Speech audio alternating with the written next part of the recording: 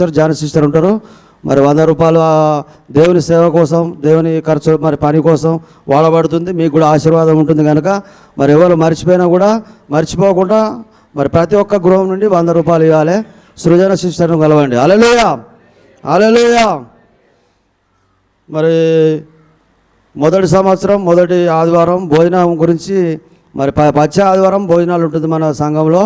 మరి భోజనం గురించి మరి మొదటి సంవత్సరం మొదటి ఆదివారం మరి ఎవరికి కావాలంటే వాళ్ళు చెప్పండి. ఇప్పుడు ఎవరైనా ఉంటే లేచి నిలబడండి, మరి వాళ్ళ పేరు రాసుకుంటాం.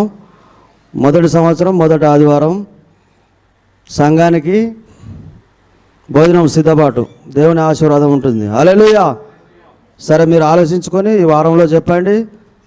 అయ్యగారికి చెప్పిన పర్లే, జాషువాకు చెప్పిన పర్లే. హల్లెలూయా, హల్లెలూయా. మరి కృతజ్ఞత కానుకల గురించి ఒప్పుకున్నవారు త్వరగా మరి సంఘంలో ఎలియారుకు చెల్లించండి. మరి మనకు సంఘం నిమిత్తం స్థలం నిమిత్తం మనం వాడుకుంటామని చెప్పి ఉన్నాం. కాబట్టి మరి సంఘానికి కూడా ఇంకా మనం 2 నెలల్లో 20 లక్షలు కట్టాలి. అక్కడ మీరు మరి ఈ విషయాన్ని జ్ఞాపకం ఉంచుకొని ప్రతి ఒక్కరు కూడా ప్రార్థన చేయండి, డబ్బులు కూడా సమకూర్చండి. మరి అయ్యగారు చెప్పి ఉన్నారు, ప్రతి కుటుంబం నుంచి కూడా ఒక 10,000 అంతకన్నా ఎక్కువైనా పర్లేదు అన్నాడు. ఇంకా ఎక్కువైనా కూడా మిమ్మల్ని దేవుడు ప్రేరేపిస్తే మరి త్వరగా మీరు కూడా సిద్ధపాటుగా ఉండండి. హల్లెలూయా, హల్లెలూయా, హల్లెలూయా. ప్రకటనలు అయిపోయినాయి. మనకు వాక్యానికి సమయం. వాక్యం నిమిత్తం మరి అమ్మగారు శ్రీలత సిస్టర్ అమ్మగారు ప్రార్థన చేస్తుంది. అయ్యగారి కోసం వాక్యం కోసం మీరు అందరూ ప్రార్థనలు ఏకీభవించండి కళ్ళు మూసుకొని. హల్లెలూయా, హల్లెలూయా. ప్రార్థించుకుందాం. ప్రభువా, పరిశుద్ధుడా, యేసయ్య, గొప్ప దేవుడా, సర్వాధికారి, సర్వోన్నతుడా, సర్వసృష్టికి ఆది సంభూతుడా, నిన్న నేడు రేపు ఏకరీతిగా ఉన్న మహాగణుడా, మహిమాన్వితుడా, మహోన్నతుడా, మీకే వందనాలు స్తుతులు స్తోత్రం చెల్లిస్తున్నాము నాయన తండ్రి. మరి ఇంతవరకు మా ప్రభా మీ సన్నిధి మా మధ్యలో ఉంచినందుకై మీకు వందనాలు ప్రభా తండ్రి. ఆరాధన ద్వారా సాక్ష్యాల ద్వారా మీరు తెచ్చుకున్న మహిమ కొరకు మీకు వందనాలు స్తోత్రం చెల్లిస్తున్నాను. ఆరాధనలో నీ మహిమ చేత అందరినీ మీరు కప్పినందుకై, అందరినీ మీరు ముట్టి స్వస్థపరిచినందుకై మీకు వందనాలు స్తోత్రం చెల్లిస్తున్నాను ప్రభా. అదే రీతిగా ప్రభా మరి నేను 2023 సంవత్సరము చివరి ఆదివారము నా తండ్రి మరి మేము కూడుకున్నటకు ఇలా ప్రార్థించుకున్నటకు ఈ పునరుద్ధాన దినమందు కలిసి ఆరాధించడానికి ఇచ్చిన గొప్ప భాగ్యమును బట్టి, మీ కృపను బట్టి, మీ ప్రేమను బట్టి మీకు వందనాలు స్తోత్రం చెల్లిస్తున్నామయ్యా తండ్రి. మరి ప్రభా మీ దాసుడు ఇప్పుడు వాక్యం ఇచ్చుచుండగా మా హృదయాలకు ఏ వాక్యం అవసరమై ఉన్నదో, మా కుటుంబాలకు ఏ వాక్యం అవసరమై ఉన్నదో, మాకు ఏ వాక్యం అవసరమై ఉన్నదో మీకు తెలుసు కనుక మీ బిడ్డను సిలువసాటున మరుగు చేసి మీరు మాట్లాడి మీరు దర్శించండి. వాక్యం చెప్పుచుండగానే అద్భుతాలు మీరు జరిగించండి, ఆశ్చర్యాలు జరిగించండి. మీరు మాట్లాడండి అయ్యా. మీరు మాట్లాడితే తండ్రి మరి మాకు లాభము కనుక నా తండ్రి నీ బిడ్డ ద్వారా మీరు మాట్లాడి ప్రభా ఇంకా ఘనంగా నీ బిడ్డను లేవనెత్తమని వేడుకొంచున్నాం. మీ దాసుని నూరంతల అభిషేకంతో నింపి ఆశీర్వదించి మీరేమి కృప చూపి నడిపించమని యేసు క్రీస్తు పరిశుద్ధ నామములో అడిగి ప్రార్థించి వేడుకొంచున్నాము తండ్రి. ఆమేన్. హల్లెలూయా, హల్లెలూయా. మరి అందరు చప్పట్లు కొట్టి ఆహ్వానిస్తే అయ్యగారు వస్తాడు మన మధ్యకు. హల్లెలూయా.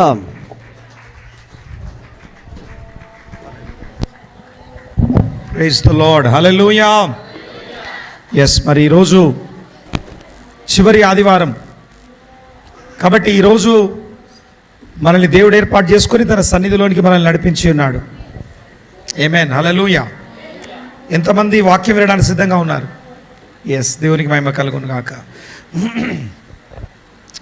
హల్లెలూయా, hallelujah. Thank you my father God. Thank you Jesus.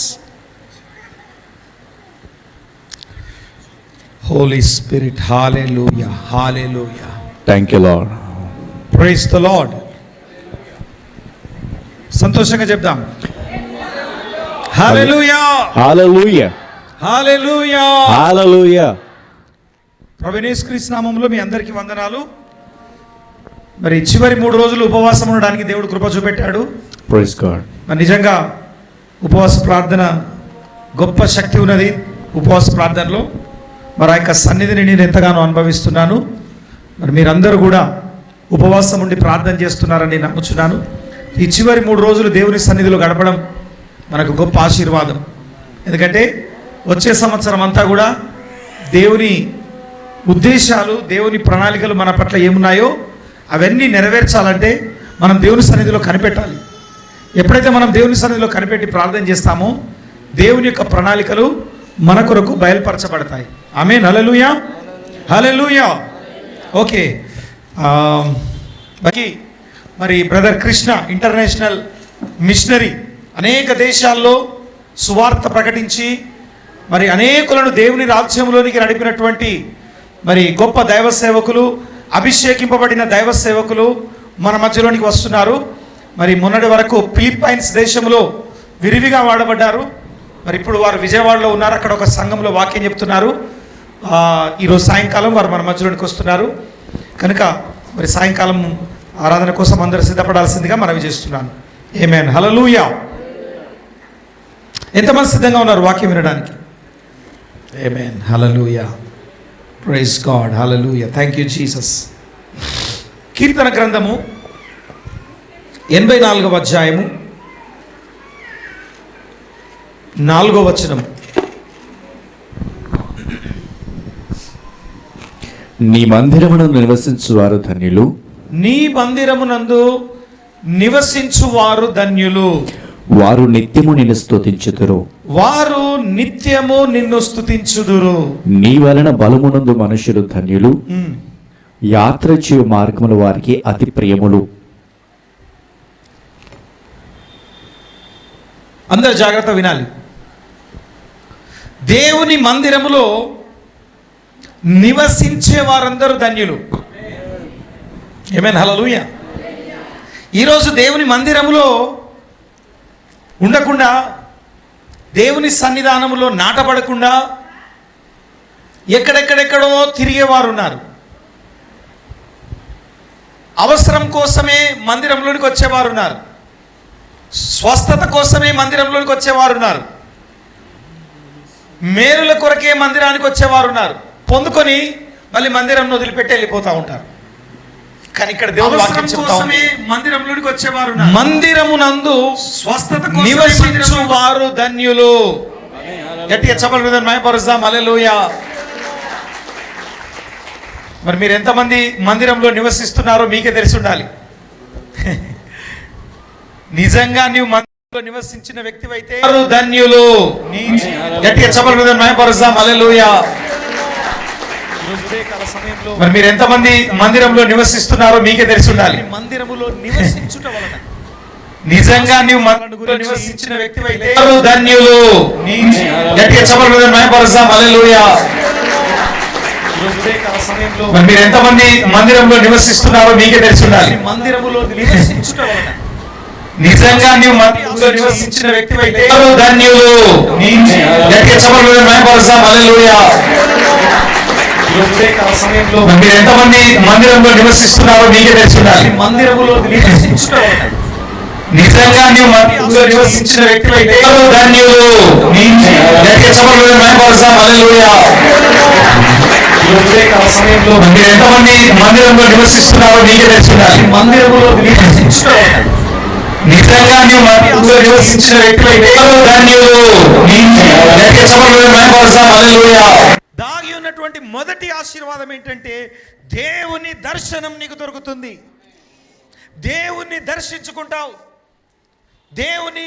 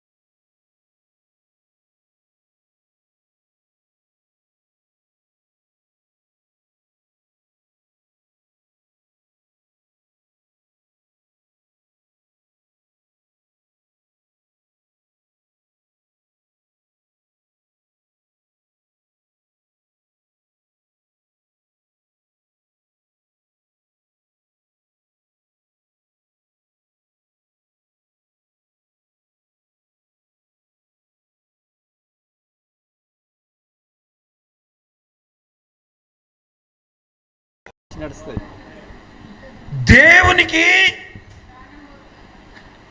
పండితుడు వచ్చి ప్రాణం పోయాలి. లేచి నడిచిందా? అవును, అప్పటి నుంచి అది దేవుడు, అప్పటి వరకు అది విగ్రహము, చెక్కక ముందు అది రాయి. ప్రియమైన దేవుని బిడ్డలారా, దేవుడు మనుషుల చేతిలో చెక్కబడిన పదార్థము కాదు. రాయి, వెండితో గాని బంగారంతో గాని రాయితో గాని చెక్కబడినటువంటి వాడు కాదు.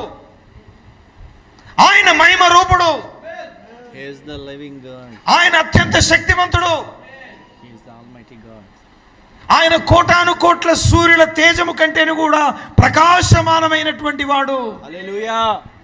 అంత గొప్ప దేవుడు తన్ను తాను తగ్గించుకొని తన మహిమనంతా వదిలిపెట్టి ఈ లోకంలో ఒక నరుడుగా వచ్చాడు, మన కోసం చనిపోయాడు. నువ్వు దేవునికి ప్రాణం పోసుడు కాదు, దేవుడే నీ కోసం ప్రాణం పోసాడు. యోహాను సువార్త 10వ అధ్యాయం 10వ వచనంలో చెప్తున్నాడు, దొంగతనమును హత్యను నాశనము చేయుటకు గాని మరి దేనికి రాడు, నేను గొర్రెలకు చెప్పండి జీవం ఇచ్చుటకు వచ్చి ఉన్నాను. ఆయన జీవం ఇచ్చే దేవుడు. దేవునికి నువ్వు జీవం పోతావా? పేపర్ చూసినా చూడండి, ఇంటికి పోయిన తర్వాత ప్రైజ్ లార్డ్, హల్లెలూయా, ప్రైజ్ లార్డ్, హల్లెలూయా. చప్పలు కొడితే భయపరుస్తాం. హల్లెలూయా. నీవు ఎంత గొప్ప వ్యక్తివైనా, దేశానికి అధిపతివైనా, అందుకని బైబిల్ గ్రంథంలో ఒక రాజు ఉన్నాడు, నెబుకద్నెజర్ అనే రాజు. ఆయన గొప్ప రాజు. బంగారము తలతో పోల్చబడినటువంటి వాడు. ఒక పెద్ద విగ్రహాన్ని చేసి సేమ్ ఆయన కూడా గొప్ప రాజు ప్రతిష్ఠించాడు. సంగీత వాయిద్యాలు వినపడ్డప్పుడు, ఆ దేవునికి జీవం పోసి ప్రతిష్ఠించినప్పుడు మా పూజారులు వస్తారు, వాళ్ళు జీవం పోసి దాన్ని ప్రతిష్ఠిస్తారు. అప్పుడు దేశంలో ఉన్న వాళ్ళందరూ దానికి సాగిలపడాలి. వినపడ్డప్పుడు ఎవరైతే సాగిలపడరో వాళ్ళను తీసుకొని వెళ్ళి అగ్నిగుండంలో పడవేస్తాము. ఇది రాజు యొక్క ఆజ్ఞ. అయితే 3 వ్యక్తులు మాత్రము సాగిలపడట్లేదు. ఎవరండి వారు? చెప్పండి, గట్టిగా చెప్పండి. రాజు ఆజ్ఞను కూడా ఉల్లంఘించారు. ఈరోజు భూమి మీద ఎన్ని ఆజ్ఞలు వచ్చినా జీవము గల దేవుణ్ణి విడిచిపోవద్దు, జీవాధిపతి అయిన దేవుణ్ణి విడిచిపోవద్దు. ఎన్ని ఆజ్ఞలన్నా రానివ్వండి, నీ తల కోసేస్తామన్నా పర్వాలేదు, ఈ మేషక్ శత్రుక అబేద్నెగోలాగా మనం నిలబడాలి. మీరు అనుకుంటున్నారు 2024 అంటే చాలా గొప్పగా ఉంటుంది, కష్టాలు సమస్యలు కూడా ఉంటాయి, దేవుని గురించిన బాధలు అవమానాలు కూడా ఎదుర్కోవాల్సి ఉంటుంది. పర్వాలేదు, అప్పుడు నిలబడాలి. అంతము వరకు సహించు వాడెవడో వాడే రక్షింపబడును. చప్పలు కొడితే ఉన్నాయి పరుసాం. విశ్వాస జీవితం అంటే పూలపాన్పు కాదు, ముండ్ల మార్గము. యేసు ప్రభు కూడా అన్నాడు, నా మార్గము ఇరుకు మార్గము, లోకంలో ఉన్న మార్గము విశాల మార్గము. ఇరుకు మార్గం. చాలా కష్టాలు, శ్రమలు, నిందలు, అవమానాలు ఉంటాయి. ఒకసారి ప్రాణం కూడా పోవచ్చు. అయినా దేవుని కోసం నిలబడాలి. లోకంలో ఉన్న మార్గము విశాల మార్గము, ఇరుకు మార్గం. చాలా కష్టాలు, శ్రమలు, నిందలు, అవమానాలు ఉంటాయి. ఒకసారి ప్రాణం కూడా పోవచ్చు. అయినా దేవుని కోసం నిలబడాలి. లోకంలో ఉన్న మార్గము విశాల మార్గము, ఇరుకు మార్గం. చాలా కష్టాలు, శ్రమలు, నిందలు, అవమానాలు ఉంటాయి. ఒకసారి ప్రాణం కూడా పోవచ్చు. అయినా దేవుని కోసం నిలబడాలి. లోకంలో ఉన్న మార్గము విశాల మార్గము, ఇరుకు మార్గం. చాలా కష్టాలు, శ్రమలు, నిందలు, అవమానాలు ఉంటాయి. ఒకసారి ప్రాణం కూడా పోవచ్చు, ఆయన దేవుని కోసం నిలబడాలి. లోకంలోని మార్గం విశాల మార్గము, ఇరుకు మార్గం. చాలా కష్టాలు, శ్రమలు, నిందలు, అవమానాలు ఉంటాయి. ఒకసారి ప్రాణం కూడా పోవచ్చు, ఆయన దేవుని కోసం నిలబడాలి. లోకంలోని మార్గం విశాల మార్గము, ఇరుకు మార్గం. చాలా కష్టాలు, శ్రమలు, నిందలు, అవమానాలు ఉంటాయి.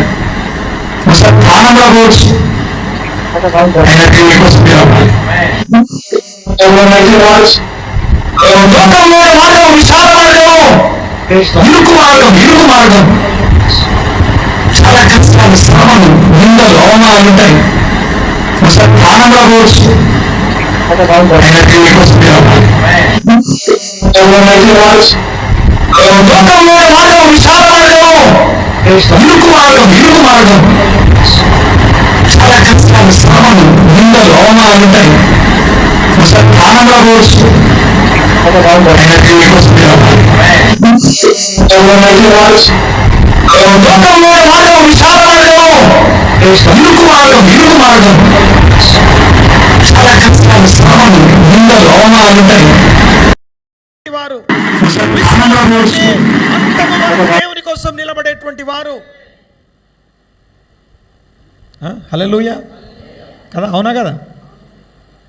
పెద్ద కాకాని అని ఉంటుంది, మొత్తం అక్కడి మట్టి తోడుకొని పోతారు. గుంటూరు దగ్గర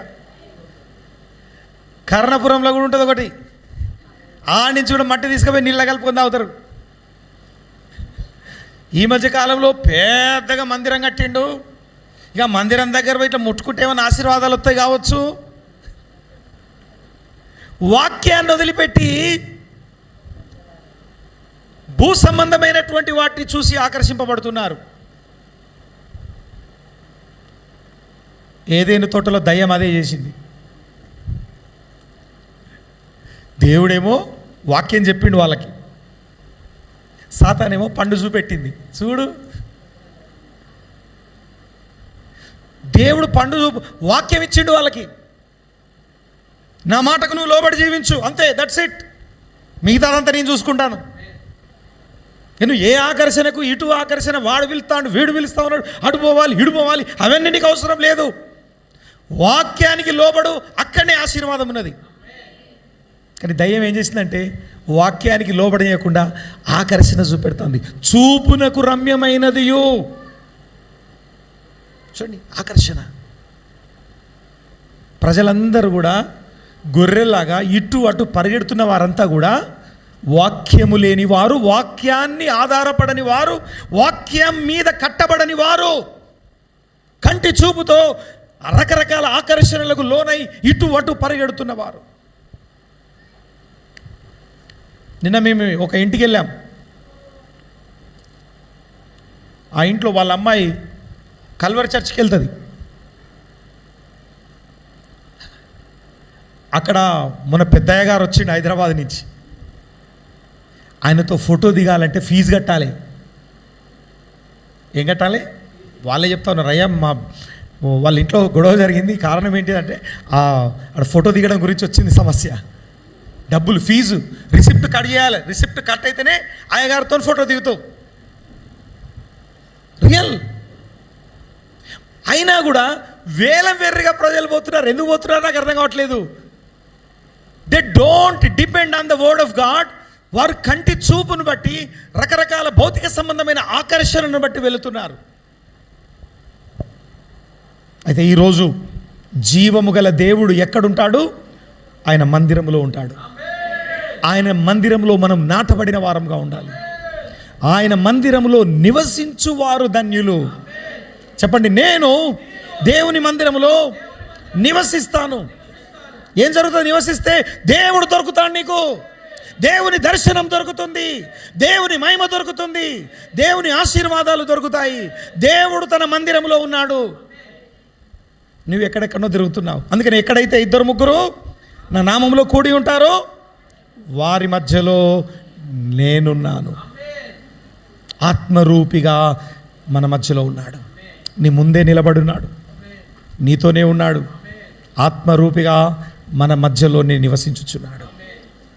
నువ్వు ఎంతో దూరం నుంచి వచ్చి ఆయనను దర్శించుకోకుండా నువ్వు పోతే లాభం లేదు. నువ్వు చర్చకు వచ్చి కూడా ఏదో అటెండెన్స్ వేయించుకోవడానికి వచ్చినట్టు వచ్చి వెళ్ళిపోతే లాభం లేదు. అందుకనే మన సంఘంలో ఆరాధనకు విలువ ఇవ్వడం జరుగుతుంది, మన సంఘంలో వాక్యానికి విలువ ఇవ్వడం జరుగుతుంది. ఎందుకంటే ఆరాధనలో నువ్వు దేవుని దర్శించుకుంటావు, ఆరాధనలో ఆయన సింహాసనం దగ్గరికి వస్తావు, ఆయనను ముఖాముఖిగా నువ్వు దర్శించుకుంటావు. ఆమేన్, హల్లెలూయా. అయితే ప్రియమైన దేవుని బిడ్డలారా, మేషక్ శద్రక్ అబేద్నెగోలు శ్రమలలో దేవుణ్ణి చూశారు. మండుచున్న అగ్నిలో 4వ వ్యక్తిగా యేసు వాళ్ళ మధ్యలో నిలబడ్డాడు. గట్టిగా సభలు హల్లెలూయా, హల్లెలూయా, హల్లెలూయా. కీర్తన గ్రంథం 17వ అధ్యాయం 15వ వచనం.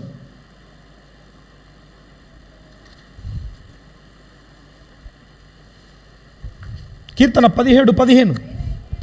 నేనైతే నీతి గలవాడనై నీ ముఖ దర్శనము చేసేదను. గట్టిగా చెప్పలు పరుసామలలు. నువ్వు దేవుని సన్నిధిలోకి వస్తున్నావంటే ఆయన దర్శించుకొని వెళ్ళాలి, ఆయన దర్శనం నీకు దొరకాలి, ఆయన మహిమను నీ కళ్ళారా చూడాలి, ఆయనను దర్శించుకోవడానికి రావాలి, ఆయనను ఆరాధించడం కోసం రావాలి, ఆయనను ఘనపరచడం కోసం రావాలి. ఒకటి మొదటి ఆశీర్వాదం ఏంటంటే ఆయన దర్శన భాగ్యం దొరుకుతుంది. ఎంత బాధలో కృంగిపోయినా ఆయన సన్నిధిలోనికి రా, ఆయన దర్శనం చేసుకొని నువ్వు ఇక్కడి నుంచి వెళ్తావు, ఆయన నిన్ను తాకుతాడు. అందుకని యెషయా గ్రంథం 6వ అధ్యాయంలో చూడండి, యెషయా గ్రంథం 6వ అధ్యాయం తీయండి ఒకసారి. యెషయా అనే ప్రవక్త ఎక్కడున్నాడు చూడండి, మొదటి వచనం చదవండి. యెషయా గ్రంథం 6వ అధ్యాయం మొదటి వచనం, త్వరగా. యెషయా 6:1 వచనం. రాజైన ఉజ్జియా మృత్యు నొందిన సంవత్సరమున అత్యున్నతమైన సింహాసనమునందు ప్రభు ఆసనుడై ఉండగా నేను చూచితిని. ఆయన చొక్కాయి అంచులు దేవాలయమును నిండుకొనెను. ఈయన ఎక్కడున్నాడు? హలో, యెషయా ప్రవక్త ఎక్కడున్నాడు? దేవాలయంలో ఉన్నాడు. దేవాలయంలో ఏమంటున్నాడు? నేను ప్రభువును చూచి తిని. కొట్టండి మరి చప్పట్లు. అందుకోసం రావాలి నువ్వు, భౌతిక సంబంధమైనటువంటి ఆకర్షణల కోసం కాదు. ఈ లోకంలో ఉన్నటువంటి మనుషులు రాయితో, బంగారంతో, వెండితో ప్రతిష్ఠించి నేను దేవుని దర్శనం చేసుకొని వచ్చాను, స్పెషల్ లైన్లో, క్యూ లైన్లో నిలబడి వచ్చాను, స్పెషల్ దర్శనం నాకు దొరికింది. ఏంటిదట? ఏం దొరికిందట? విఐపి దర్శనం వేరే ఉంటుంది, దాని డబ్బులు వేరే చెల్లించాలా. ఇక్కడ విఐపీలు ఎవరు లేరు ఇక్కడ.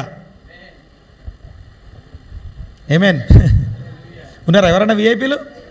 దేవుని సన్నిధిలో విఐపీలు ఉంటారా? అందరూ విఐపీలే. అక్కడ వెనక కూర్చున్న వాళ్ళు కూడా విఐపీలే.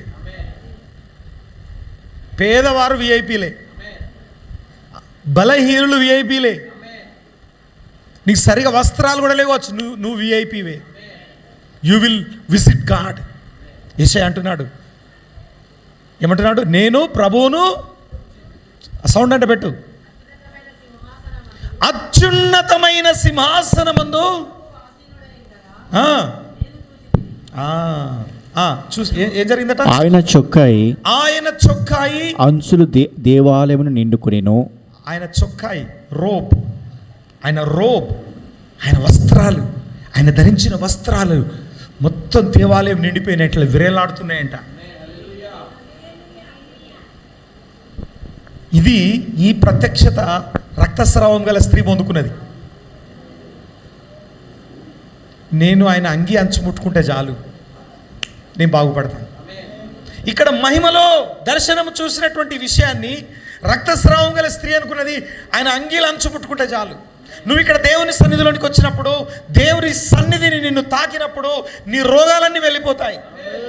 అసలు నీ రోగాల కోసం ప్రార్థన చేయాల్సిన అవసరం లేదు. ఆయన అంగీల అంచులు, ఆయన మహిమ, ఆయన సన్నిధి, ఆయన నిన్ను ఇట్లా తాకగానే నీ నీ రోగాలు, నీ దరిద్రం అంతా బయటికి వెళ్ళిపోతుంది. నువ్వు ఇంటి దగ్గరనే తయారై రావాలి, ప్రిపేర్ అయి రావాలి. ప్రభువా నిన్ను చూడాలి ఈరోజు, నీ సన్నిధి నన్ను దాకాలి ఈరోజు, నువ్వు నన్ను ముట్టుకోవాలి ఈరోజు, నేను దర్శనం చేసుకోవాలి ఈరోజు, నువ్వు నాకు కనపడాలి ఈరోజు. నీ ముఖ దర్శనం, నీతి మంతులు నేనైతే నీతి గలవాడనై నీ ముఖ దర్శనము చేసుకునేదను. గట్టిగా చెప్పబడదా హల్లెలూయా. చెప్పండి అందరు చెప్పండి, దర్శనం. చెప్పండి అందరు చెప్పండి. ఎస్.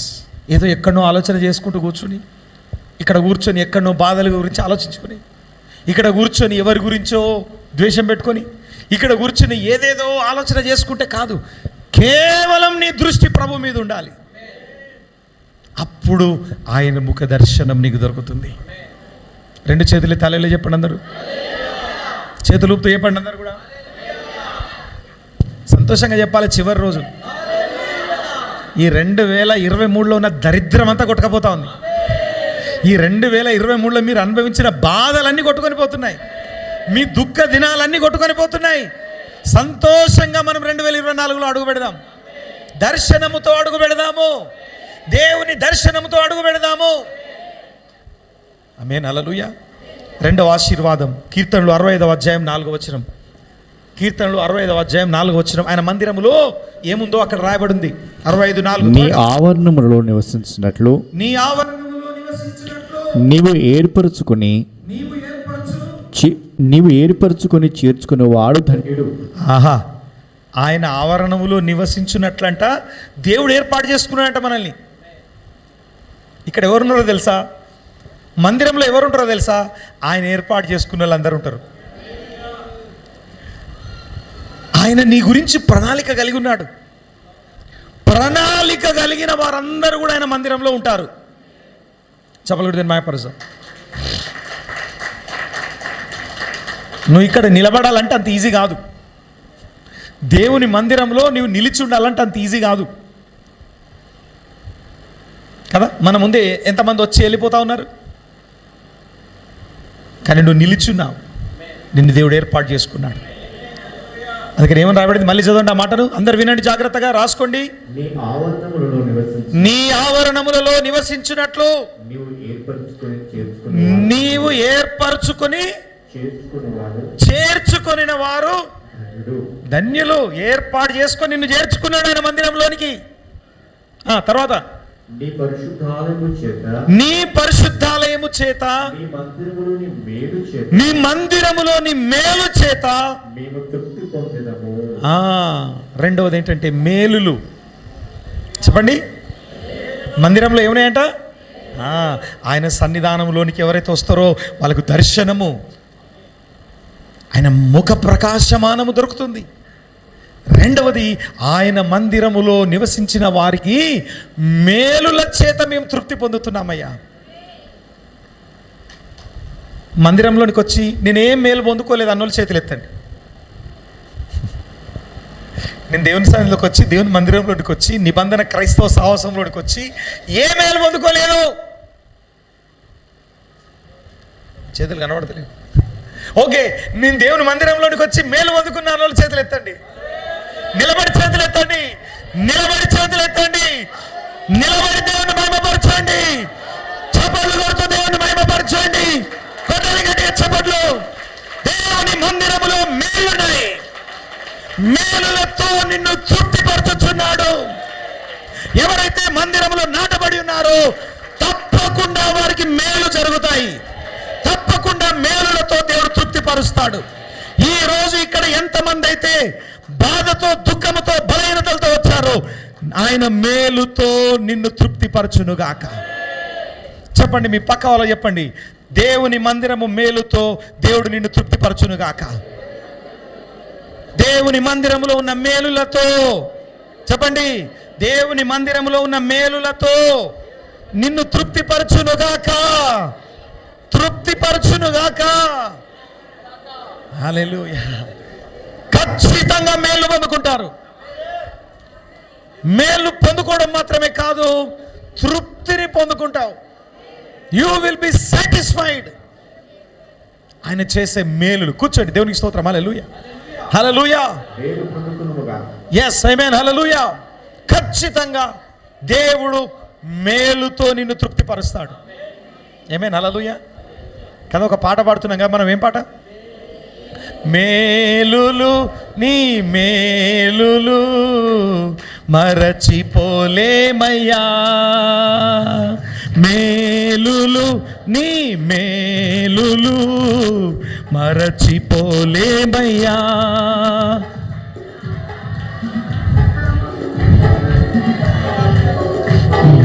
పోలేమయ్యా నా ప్రాణ నాంత వరకు మరచిపోలేమయ్యా, మేలులు నీ మేలులు మరచిపోలేమయ్యా, మేలులు నీ మేలులు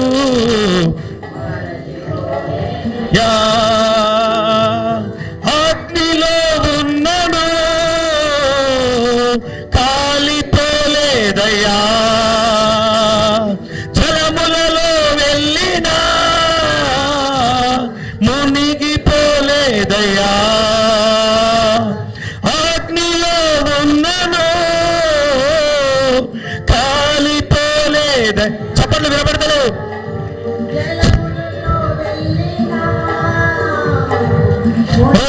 మునిగిపోలేదయ్యా, నిధి పావురము మనసయ్యా, యేసయ్యా పావురము మనసయ్యా,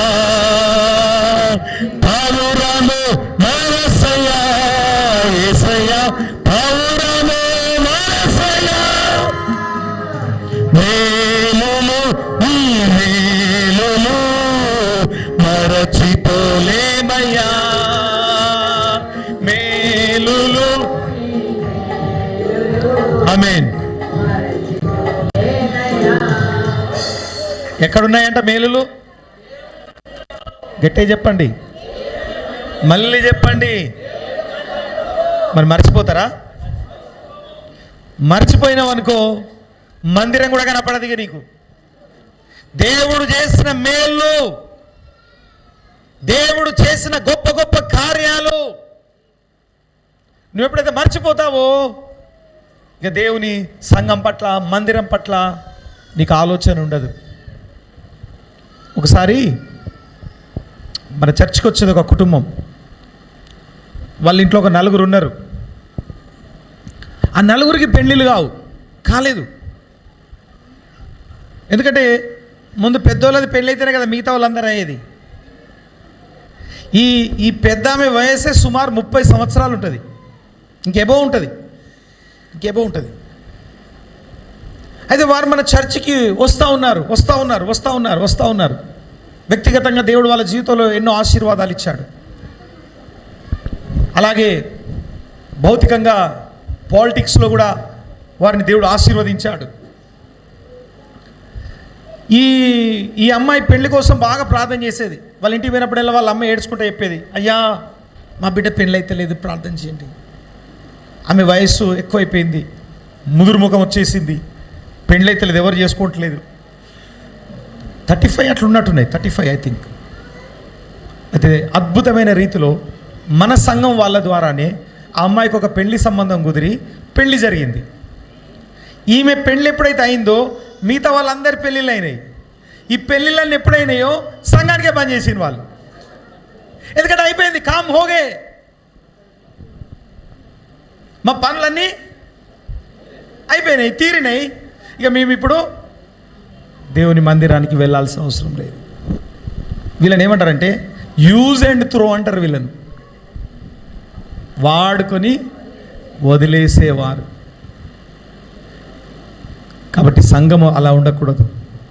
దేవుడు చేసిన మేళ్లను మర్చిపోవద్దు.